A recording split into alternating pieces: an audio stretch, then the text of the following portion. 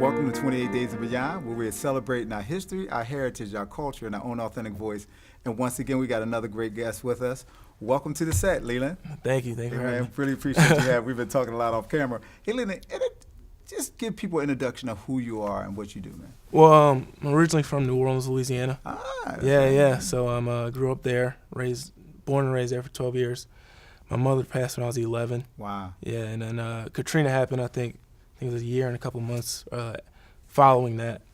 So I moved up here, my aunt and uncle, like just a duffel bag full of belongings. Yeah. I live in Phoenixville, Pennsylvania right now, Yeah. under their roof. Attended in New Orleans all black schools and surrounded by all African-American people, and then adjusting at the age of 12 to a whole different environment, Wow. not knowing anyone, Mm-hmm. and trying to, at the same time, find yourself, Mm-hmm. but without, actual, traditional household. I lived with my aunt and uncle. My dad was still in New Orleans trying to get things together. And my mom, like I said, passed. Wow. My sister was, on drugs and in and out of prison a lot. So that was hard, one, trying to fit in and then trying to know who I am and not in a traditional household. And then graduated college last May from Cabrini College in Radnor. Yeah. My father actually passed suddenly Wow. right before I graduated college. So, that was, and again, another adjustment period, because that's my whole life has been adjusting to, what is thrown at me immediately and on the fly. So, How did that, and man, you brought out some very good points. How did that Katrina thing impact you, and how were you able to maintain, focus and things of that nature? I think that's critical. Well, the first time I was here, I was in 8th grade, but I was held back. Okay. I was, again, the youngest person out of 560. Uh-huh. So, and then, not being barely any African-American students, you're kind of, and then the Katrina thing, I lost everything. Yeah, wow. So, I came up here again with, 2 T-shirts and 2 pairs of shorts, really, what I packed to evacuate.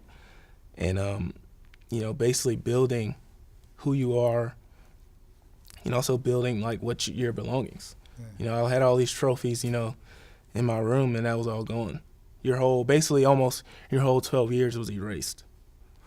And you had to start over. Wow. So your mom passed when you was young. Yeah. What did you hold dear to give you strength to persevere through that, man? Because this is like serious. This is wow.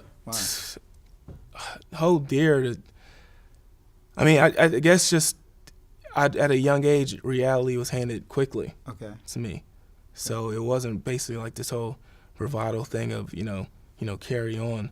Mm-hmm. But it was more of you just have to just deal with the cards that you're given, Mm-hmm. and not basically look, what if. You can't have a pity party. It was no Mhm. time for that, because I had to adjust to my new surroundings and my new household and accept that and learn to accept it, which I still am trying to accept now. Okay. Yeah. So what was the cultural difference coming from New Orleans and then coming up to Phoenixville, suburbs of Philadelphia? What was that like? Well, the biggest one was the speed of things, how things happen. Yeah, okay. In New Orleans, it's kind of a lot of slowed down pace, and Uh-huh. basically people, really want to have an interest in how you're doing. Here it's kind of, just, get me what I need or tell me what I need to know. It's not really a compassion to one another as it was in New Orleans to here.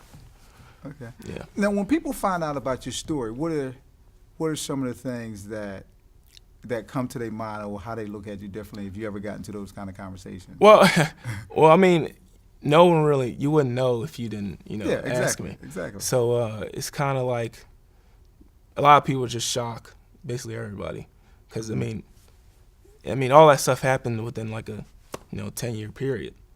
But I always try to remind myself, it always can be worse. Yeah. So it's just what I've been given Mhm. and what I've had to deal with. So I just have to accept it and try to make the best of what I've been given. Well, I tell you what, Frederick Douglass said, "Well, there's no struggle, there's no progress." All right. So let me ask you this, because we was talking a little bit. One of the things you talked about was, how do you stay authentically you Mm-hmm. in a majority culture, Yeah. being a black man, being from the southern parts of our country, as well as coming up here to Villanova University campus? Yeah, well, I mean, again, it's not even just those aspects. It's of being out of not a traditional household. Yeah. Because a lot of people you meet are mother and father, live with them, get to talk to them every day. I don't have that privilege, so it's like I can't even really put into words how that is, how that adjustment and how being true to yourself really happens. It's just you just have to accept who you are and try to be honest with what you like, what you dislike, and not follow a crowd.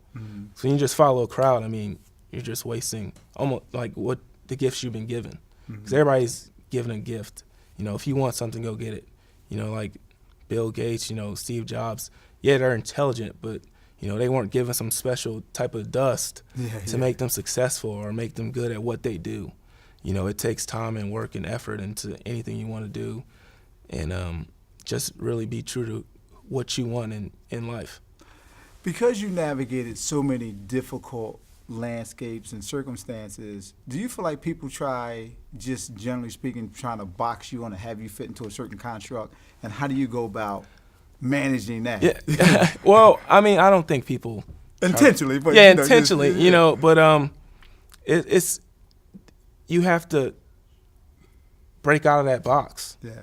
You can't let them do that to you, because people only do what you let them do to you. Yeah. People treat you how you teach them to treat you. Yeah, I agree. So that box, like I referred to when we were talking before, is it's imaginary. You have to everybody has to remember that.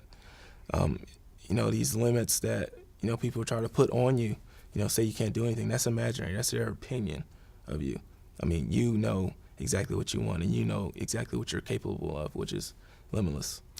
And when people don't know your story, and you're a handsome young man, I can say that. Oh, thank you. Ain't nothing funny with that.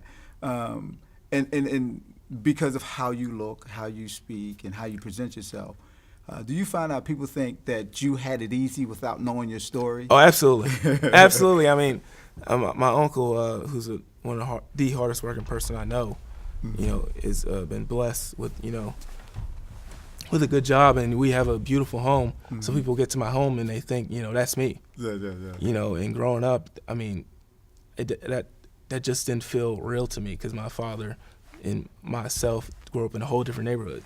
When I first moved here, I was scared to cross the street at night in a suburban neighborhood, because New Orleans, that doesn't happen. So people think that house is, what I was born into. That's my story, and it's been easy coasting, but it's not. But you can't fault people for doing that, because they don't know who you are.